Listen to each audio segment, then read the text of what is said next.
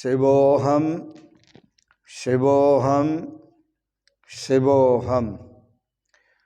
ॐ सच्चिदानन्दरूपाय विश्वोत्पत्त्यादिहेतवे तापत्रयविनाशाय श्रीकृष्णाय वयं नमः। श्रीकृष्णाय वयं नमः।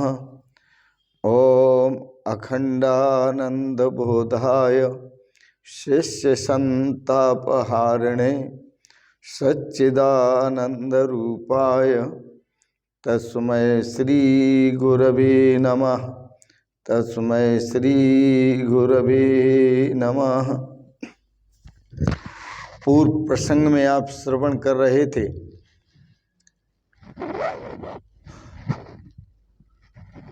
भरत आगमन की कथा।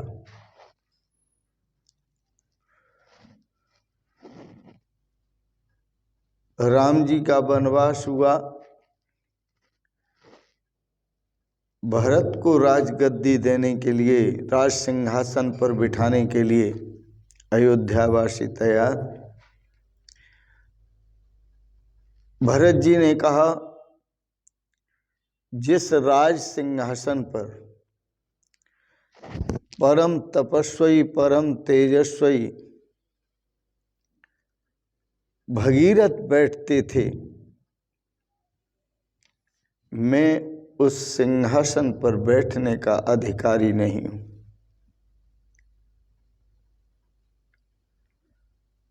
भरत जी के मन में एक ही बात है कि वो राम की मूर्ति उनके मन में बसी हुई है और राम के दर्शन की उत्कट इच्छा जागृत हुई। इसलिए भरत जी राम दर्शन के लिए तैयार हुए। भरत चरित्र करुणा से भरा हुआ है। करुण रस रामचरितमानस में आपको बहुत मिलेगा। करुण रस प्रधान है रामचरितमानस। भरत चरित्र में गोस्वामी तुलसीदास जी भी समाधिस्थ हो गए थे।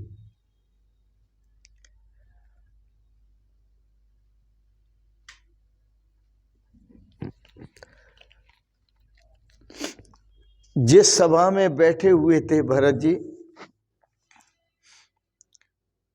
जो भरत जी को राज सिंहासन पर बिठाने के लिए सभा की थी, वह उस सभा का विसर्जन हुआ। विसर्जन के समय वहां सभी उपस्थित थे। आबाल वृद्ध, स्त्री पुरुष, और सभी चाहते थे कि हम राम जी के दर्शन करें। सभी राम जी के दर्शन के लिए आतुर थे। भरत जी वन गमन की तैयारी करते हैं।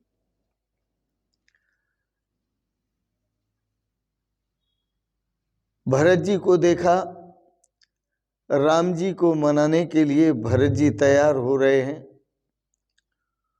अयोध्या के सारे नगरवासी भरत जी के साथ चलने के लिए तैयार हो गए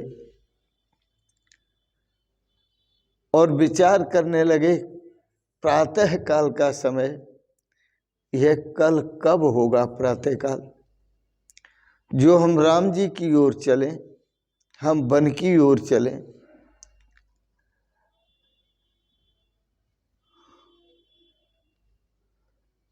भरत जी जिस प्रसाद में ठहरे हुए थे,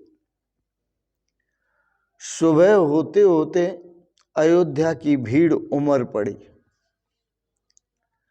सभी को आशा बंध गई कि भरत जी अब तो राम जी को मनाकर ही लाएंगे। भरत जी ने कहा, जो भी साथ चलना चाहते हैं वह चल सकते हैं।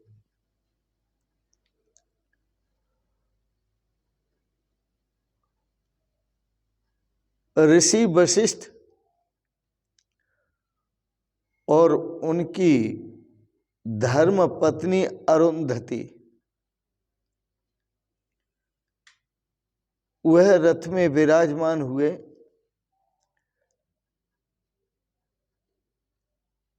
और सारी प्रजा भरत जी के साथ लगी, अयोध्या का त्याग करके राम जी को मनाने के लिए जब चल पड़ी, तो अब कैकई के सिर का जो भूत था वो उतरा।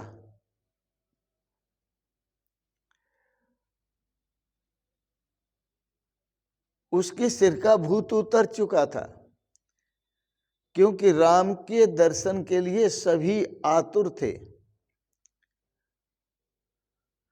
भरत के लिए स्वर्ण रथ लाया गया, किंतु उस स्वर्ण रथ में बैठने से उन्होंने मना कर दिया। लोग कहने लगे, यदि आप रथ पर नहीं बैठेंगे तो अयोध्या की सारी प्रजा पैदल चलेगी। माता कौशल्या ने भरत को समझाया, यदि तू रथ पर सवार नहीं होगा तो सारी प्रजा को चलने का कष्ट होगा। कौशल्या माता की आज्ञा पाकर भरत जी रथ पर सवार हुए।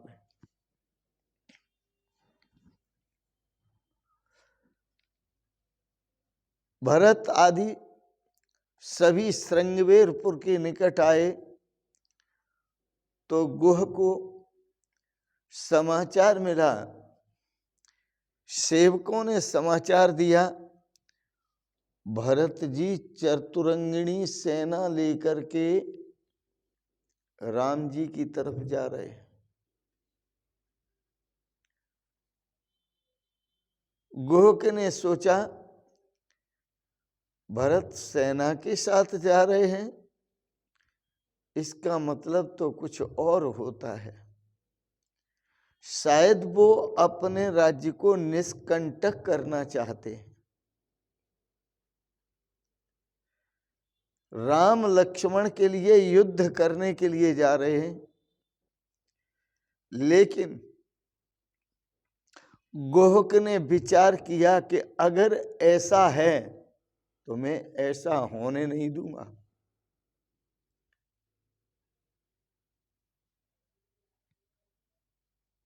यदि मिलना ही था तो बिना सेना के मिलते, वो सेना लेकर क्यों जा रहे हैं। गुहक ने भील सेना को आज्ञा दी कि किसी को भी नदी के पार नहीं आने देना। एक वृद्ध जो भील थे, उन्होंने कहा, पहले से आप युद्ध की भरत के साथ तैयारी न करो,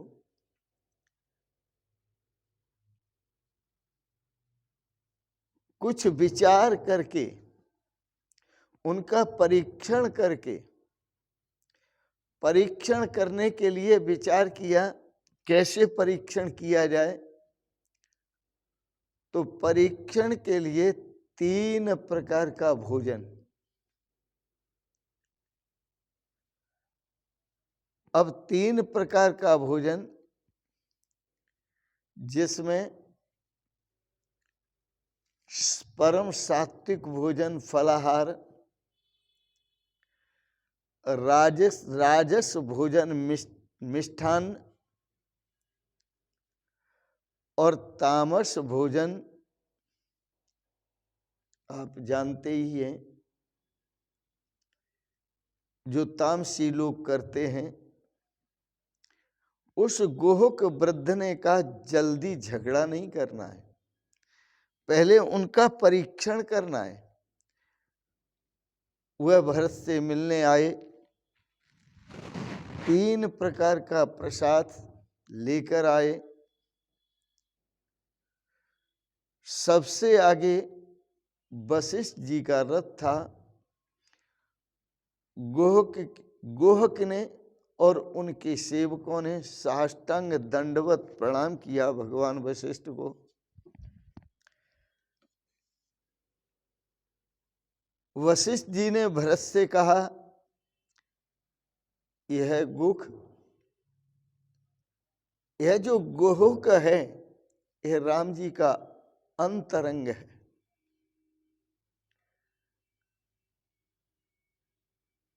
और इसीलिए साष्टांग दंडवत कर रहा है, अंतरंग सेवक है और तुमसे मिलने आया है।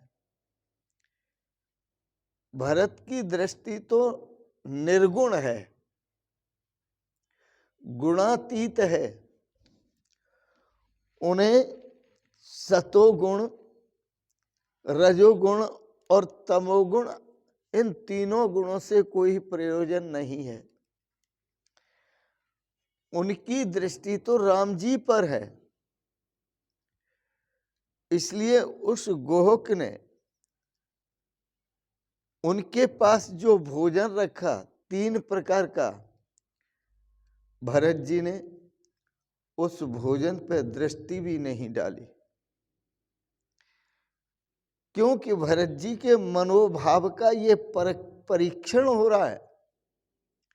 और दृष्टि इसलिए नहीं डाली कि भरत जी की दृष्टि भगवान श्री राम पर है। इसलिए उन्होंने न सात्विक भोजन को देखा, न रजोगुणी भोजन को देखा, न तमोगुणी भोजन को देखा, न तो कंदमूल फल आदि देखे, न मिष्ठान्न भोजन देखा जो राजसिक है, और न मांस मदिरा से युक्त जो था तामसिक, न उस पर दृष्टि डाली। क्योंकि भरत जी गुणातीत हैं, वह तो अपने राम जी पर दृष्टि रखते हैं। वह वृद्ध गोहक बोला, हम इससे ये समझ सकते हैं कि भरत जी न तो सतोगुणी हैं, न रजोगुणी हैं और न तमोगुणी हैं। वह गुणातीत हैं, निर्गुण हैं। और गुणातीत कौन है? परमात्मा। जो परमात्मा गुणातीत है, राम जी गुणातीत हैं, जो उनका स्मरण पूरे प्राणों से करता है, वह भी गुणातीत हो जाता है। वह राम जी के साथ एक होता है। मनुष्य मात्र के मन की जो परीक्षा होती है, वो उसके आहार से होती है। समझो, जैसा आहार करता है वह वैसा ही है। यदि सतोगुणी आहार करता है तो वह मनुष्य सतोगुणी है। रजोगुणी आहार करता है पसंद तो वह रजोगुणी है। और तमोगुणी आहार पसंद करता है तो वह तमोगुणी है। शास्त्रों में कहा, जैसा खाओ अन्न वैसा बने मन। आप जैसा अन्न खाएंगे वैसा ही आपका मन बनेगा। सात्विक भाव जीवन में बहुत मुश्किल से आते हैं।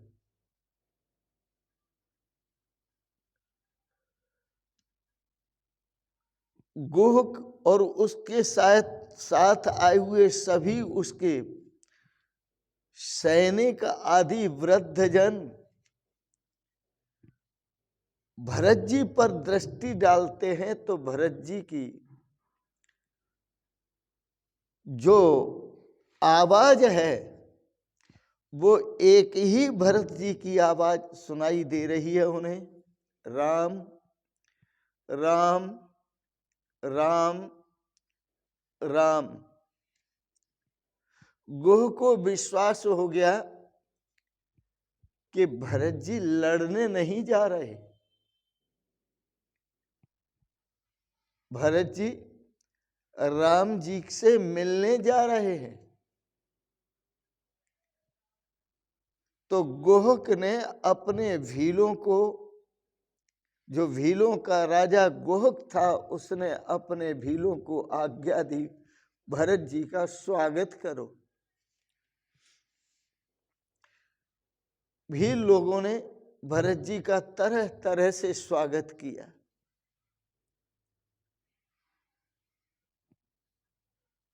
भरत जी ने गंगा जी को प्रणाम किया और प्रणाम करके गंगा जी से वर मांगने लगे कि हे मां,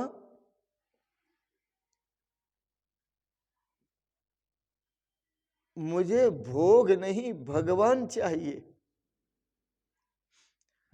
जोर पान कर, जोर पान बर मागौ एहू, सीय राम पद सहज सनेऊ। भरत जी ने गंगा जी से प्रार्थना की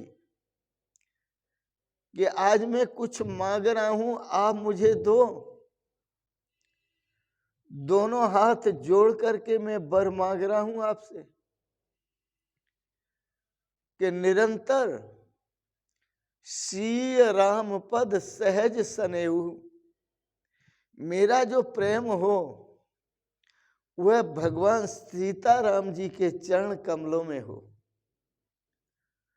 और दिनों दिन मेरी प्रीति उनके श्री चरण कमलों में बढ़ती चली जाए। मेरी यही भावना है, मुझे वरदान दो। और मुझे वरदान श्री राम चरण प्रेम का दो। उनकी प्रार्थना सुनकर गंगा जी प्रसन्न हुई। ध्वनित गंगा जी से एक आवाज आई, भरत तुम चिंता न करो, तुम्हारा और तुम्हारे साथ आने वालों का सभी का कल्याण होगा। गुहक ने भरत को अशोक वृक्ष दिखाया जिसकी छाया में श्री राम जी ने विश्राम किया था। भरत जी ने उस वृक्ष को प्रणाम किया।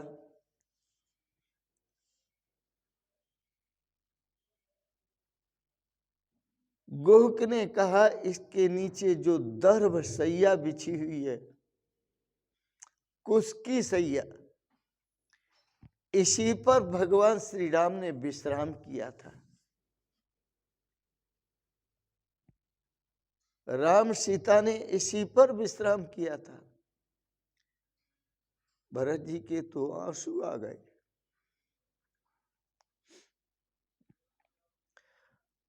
भरत जी रोने लगे, मेरे भाई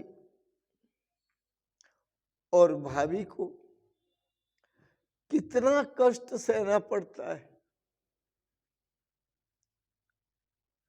मेरे बड़े भाई और भाभी को कितना कष्ट सहना पड़ता है।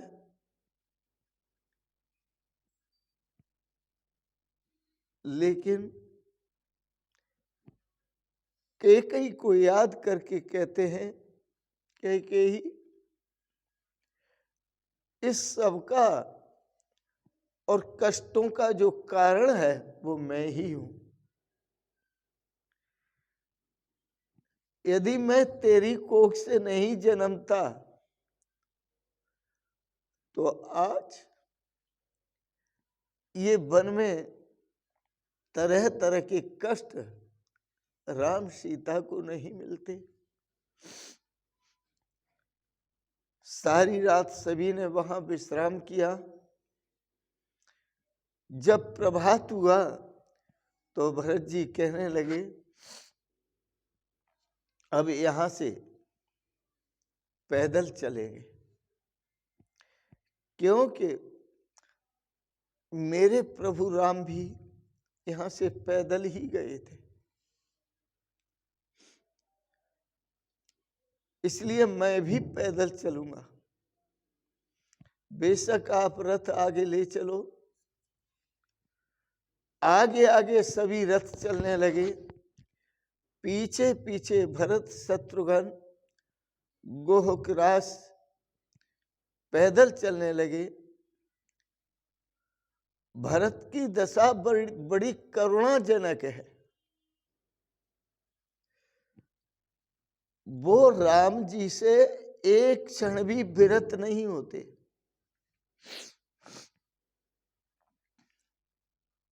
उनकी व्याकुलता, और उस व्याकुलता के कारण वो शत्रुघ्न के कंधे पर हाथ रख करके चल रहे हैं।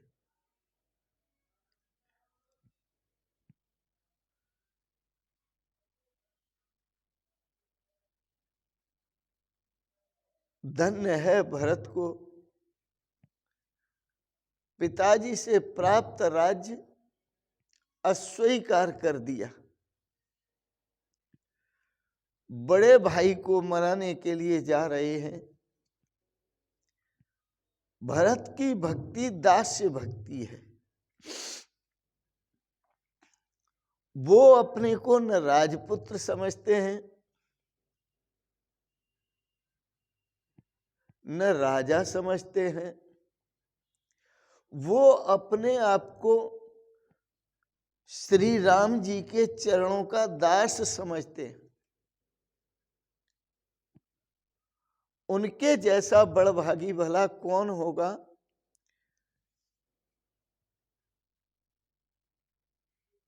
भरत जी को रामचंद्र जी सदा याद करते हैं।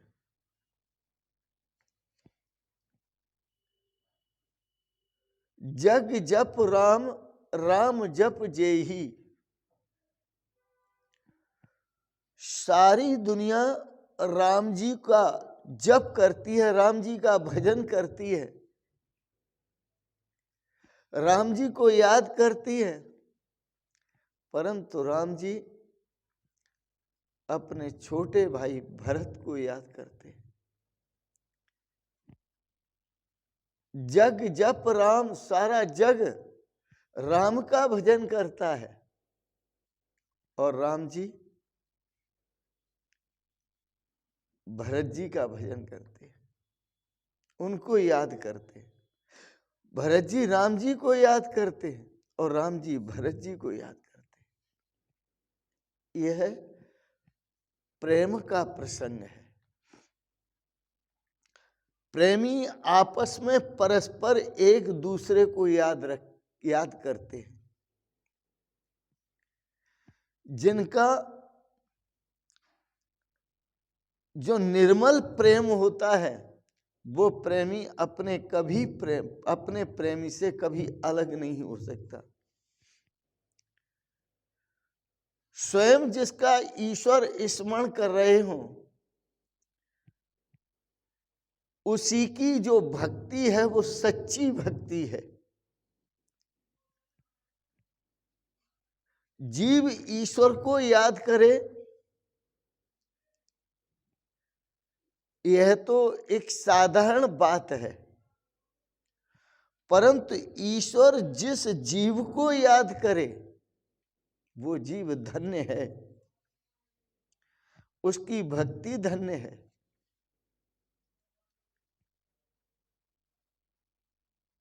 जो संतों को याद करे, यह सहजिक स्वाभाविक है, लेकिन संत जिसको याद करे उसकी सेवा, उसकी भक्ति धन्य है। मैं एक बात कहा करता हूं कि जो साधु पुरुषों को और भगवान को याद करता है उसका जीवन सुधरता है। वो महानता के शिखर की तरफ चलता है।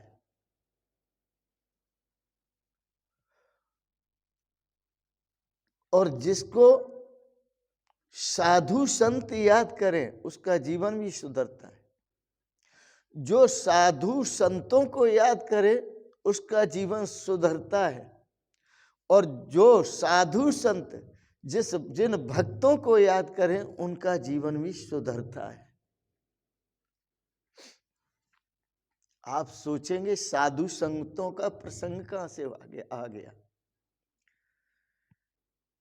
जैसे साधु घर बार का त्याग करके वन की राह लेते हैं, ऐसे ही तो भगवान श्री राम ने घर बार का त्याग करके, राजसी वस्त्रों को त्याग करके और बलकल धारण करके वन की राह ली है। वो परम संत है। परमात्मा का स्वरूप होते हुए संत का वेश धारण किया है। तो स्वाभाविक है भरत जी चलते हैं और पैदल चलते चलते भरत जी के पांव में छाले पड़ जाते हैं। वाहन में बैठने के लिए उनको कहा जाता है, लेकिन उन्होंने तो प्रतिज्ञा ले ली कि पैदल ही चलना है। वे सब प्रयाग आए। भरत जी ने प्रयागराज को प्रणाम किया और प्रयागराज को प्रणाम करते हुए तीर्थराज प्रयाग, जहां अब महान कुंभ लगने जा रहा है, जो संतों के और शासन प्रशासन के सहयोग से एक दिव्य और महान भव्य कुंभ होगा। इस पवित्र कुंभ में बहुत सारे निर्णय लिए जाएंगे।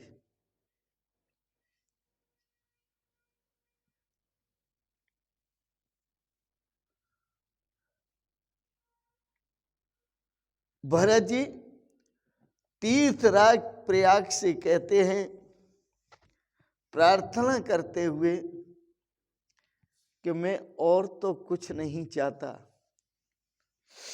सिर्फ मेरी एक मांग है, उसे आप पूरी करने की कृपा करें। तीर्थराज प्रयास यह तप स्थली है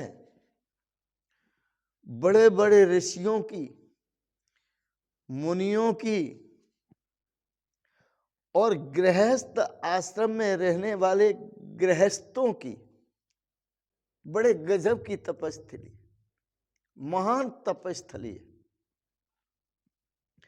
वहां आज भरत जी अपने मन की बात कहते हैं, हे तीर्थराज प्रयाग, अर्थन धर्मन काम रुचि गतिन चहो निर्वाण, जन्म जन्म रति राम पद, यह वरदानन आन।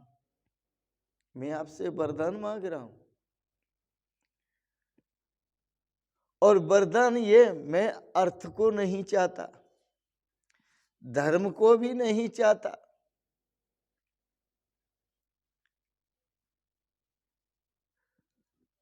और काम में भी मेरी रुचि नहीं है, और मैं निर्वाण पद को भी नहीं चाहता, मोक्ष को भी नहीं चाहता। बस इतना चाहता हूं कि जन्म जन्म रति राम पद, मुझे जब जब जन्म मिले तो राम जी के श्री चरण कमलों में मेरी प्रीति हो, प्रगाढ़ प्रीति हो, यही वरदान चाहिए मुझे। लोगों ने भरत जी से कहा, चलो भरद्वाज मुनि के आश्रम में भी दर्शन करते हैं, हमें जाना चाहिए। भरत ने कैकेयी से कहा, कैकेयी तुमने मेरे मुख पर कालिक पोत दी है, इसलिए मैं संतों को मुंह दिखाने लायक नहीं हूं।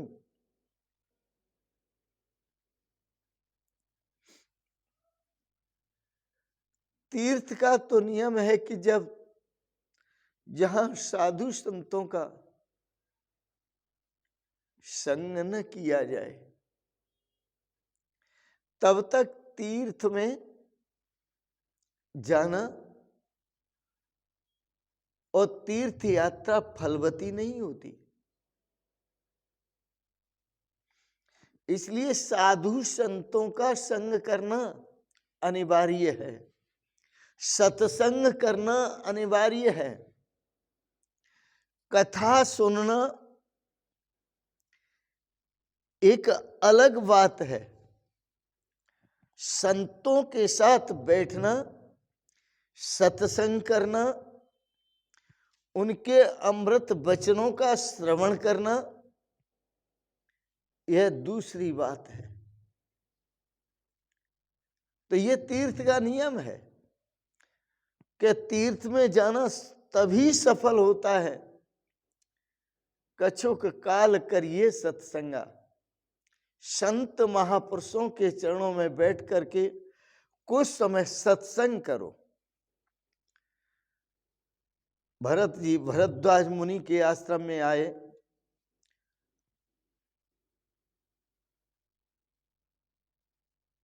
भरद्वाज मुनि ने भरत जी को कहा, शोक न करो भरत जी, यह तो सभी ईश्वर की लीला है और ईश्वर शरीर धारण करके, परमात्मा शरीर धारण करके इस संसार में आता है तो वह लीला करने के लिए आते हैं। तो यह भगवान की लीला है। तुम तो बड़े भाग्यशाली हो जो भगवान रामचंद्र के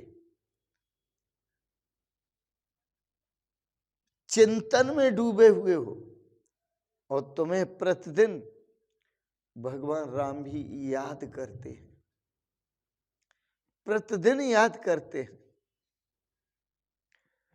तुम जैसा कोई दूसरा नहीं है। भ्रातृ प्रेम का आदर्श स्थापित करने के लिए आज तुम राम को मनाने के लिए जा रहे हो, अपने बड़े भाई को मनाने के लिए जा रहे हो। तुमने समाज में एक आदर्श स्थापित किया, ये बहुत अच्छी बात है। सभी साधनों का जो फल है, जितने भी आप साधन करते हैं, ज्ञान करते हैं, वैराग्य करते हैं, भक्ति करते हैं, जप करते हैं, तप करते हैं, ध्यान करते हैं, तपस्या करते हैं, उन सभी साधनों का जो फल है वो है राम दर्शन।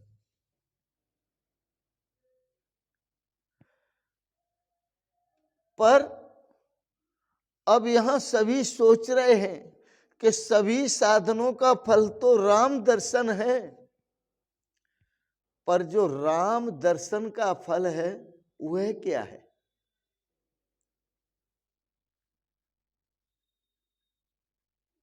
तो राम दर्शन का फल है भरत जी। आप सोचेंगे कि भरत जी राम दर्शन का फल क्यों है?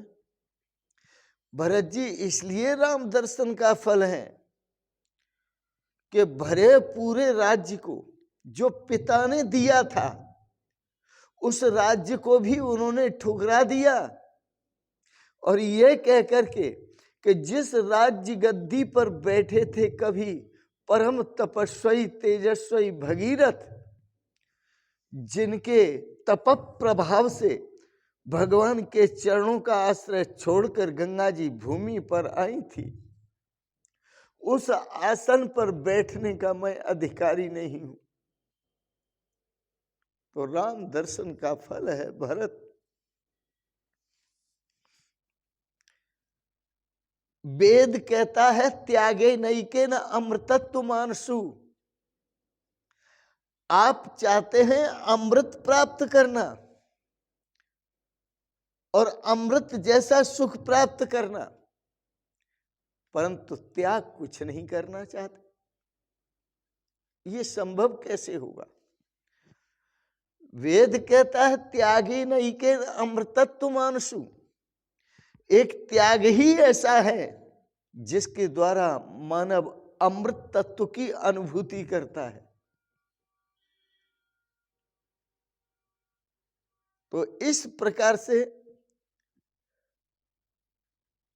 भरत जी ने वहां वार्तालाप भी किया भरद्वाज जी के साथ और कहा इन सभी अनर्थों का कारण मैं ही हूं। भरद्वाज ऋषि ने पुनः फिर समझाते हुए कहा, भरत जी आप नहीं जानते, आप समझो, धैर्य धारण करो। भगवान श्री राम जो वन में आए हैं वो इसलिए नहीं कि पिताजी ने उन्हें वनवास दिया है, यह कैकेयी का वरदान है, वरदान मांगा है कैकेयी ने इसलिए वन में आए। राम जी जो वन में आए हैं वो वन में जो राक्षस हैं, जो ऋषियों को सताते हैं, मुनियों को सताते हैं, भक्तों को सताते हैं, उन राक्षसों का वध करने के लिए राम जी इस वन में आए हुए हैं। इसलिए भरद्वाज जी ने सबका स्वागत किया। ऋषि हैं, अष्ट सिद्धियों को याद किया, नवनिधियों को याद किया और सबका, अयोध्या वासियों का, भरत जी का, सबका स्वागत किया, हर तरह से स्वागत किया। ये बड़े आश्चर्य की बात है, भरद्वाज मुनि के आश्रम में कुछ भी न होने पर भी और अयोध्या की पूरी जनता का स्वागत, भरत जी का स्वागत, महापुरुषों के पास सिद्धियां होती हैं, ये आप सुनते चले आ रहे हैं। तो उन्होंने अड़िमा लघिमा जो सिद्धि होती है, महिमा जो सिद्धि होती है, उस सिद्धि के द्वारा सबका स्वागत किया। भरत के प्रेम की परीक्षा भी ली। भरद्वाज मुनि रात्रि के समय में वहां आए हुए सबको दर व आसन देते हैं, सबका शयन कराते हैं, विश्राम कराते हैं। भरत जी पर दृष्टि डालते हैं तो भरत जी की दृष्टि नासिका के अग्रभाग पर है। भरत जी कुछ देखते ही नहीं, उनकी दृष्टि तो भगवान पर है। और जब देखा भगवान पर है दृष्टि, क्यों कि भरत जी इस दृष्टि को नासिका के अग्रभाग पर, नाक के अग्रभाग पर रखकर ये बता रहे हैं कि जीवन में पूर्ण शांति और शाश्वत सुख, शाश्वत आनंद जो प्राप्त होता है वो नाक पर दृष्टि रखने से होता है। आप सोचेंगे नाक, ये तो नाक है। नाक का वेद में अर्थ किया है ब्रह्म, नाकम ब्रह्मम। अपनी दृष्टि को जो ब्रह्म पर टिकाए रहता है, तो भरत जी तो राम जी पर टिकाए हुए हैं अपनी दृष्टि। तो राम जी ब्रह्म हैं, राम ब्रह्म व्यापक जगदीशा। राम तो ब्रह्म है और भरत जी को प्राप्त यह ब्रह्म दृष्टि है। क्योंकि सच्ची जो विश्रांति मिलती है वो ब्रह्म दृष्टि करने पर ही मिलती है। ब्रह्मांड दृष्टि, जगत दृष्टि, संसार दृष्टि, भोग दृष्टि, सुंदर सुंदर खाने पीने की दृष्टि, भोगों की दृष्टि करने से तो अशांति मिलती है, और भगवत दृष्टि करने से शांति मिलती है। भरत जी के राम प्रेम का वर्णन भला कौन कर सकता है? वाणी में सामर्थ्य नहीं है। प्रेम का वर्णन करना वाणी में सामर्थ्य नहीं है। वाणी प्रेम का वर्णन नहीं कर सकती।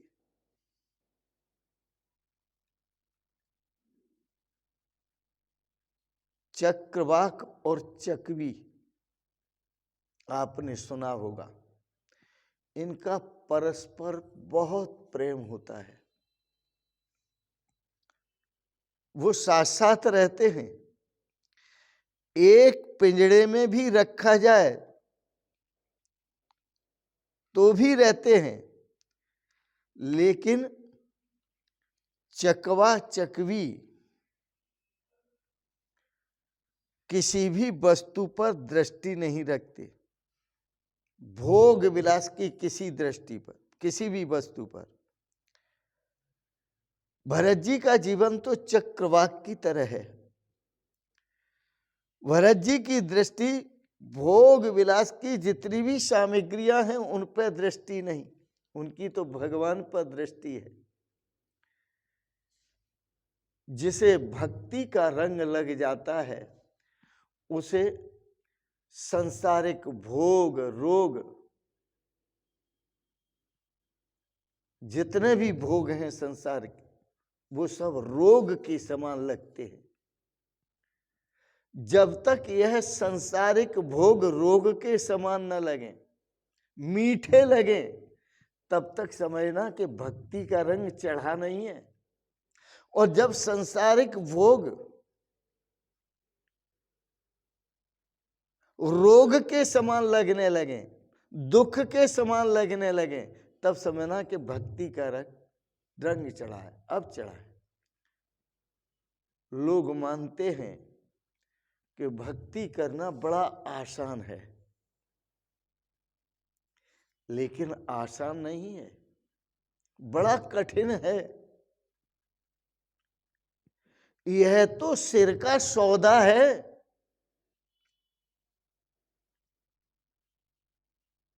जब हम सिर को देते हैं तभी हमारा नटवर नागर नंद से संबंध होता है। जब तक हमारा सिर नहीं झुकता, सिर समर्पित नहीं होता, तब तक हमारा तो सांसारिक विषयों से संबंध रहता है। लेकिन इस संबंध को त्यागना होगा, मन से त्यागना होगा, और मन भक्ति के रंग में रंगना होगा।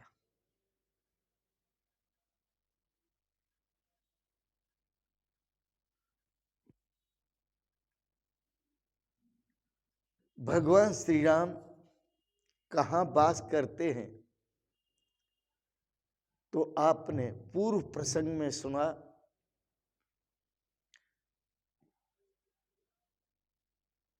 जिनके रागन लोभन मोहन छोहा, जिनके कपट दंभ नहीं माया, तिनके हृदय बसो रघुराया। राम जी तो उनके हृदय में वास करते हैं। वैसे काम का भी मैं आपको अर्थ बता दूं कि काम का बड़ा सुंदर अर्थ है। काम का अर्थ है, लोग काम सुख जोड़ लेते हैं। काम का मतलब काम सुख। लेकिन एक काम का अर्थ और भी है, वो ये है कि का अर्थ होता है ब्रह्म।